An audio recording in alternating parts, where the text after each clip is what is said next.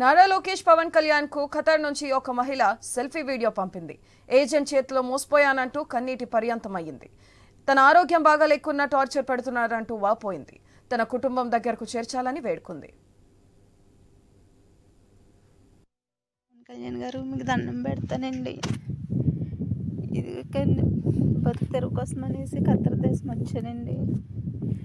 పిల్లల భవిష్యత్తు కోసం అనేసి ఏజెంట్ నమ్మి మోసపోయానండి. ఇంట్లో క్లీనింగ్ అని చెప్పండి ఒక ముసలావిడ దగ్గర తీసుకొచ్చి పెట్టారండి. ఇక్కడ ఆవిడ రోజు టార్చర్ పెడుతుందండి. టైంకి తిండి లేదండి, టైంకి తిండి పెట్టట్లేదు, నిద్ర ఉండట్లేదండి, పడుకొని ఇవ్వట్లేదు, అసలు 3 నెలల నుంచి జీతం ఇవ్వట్లేదండి.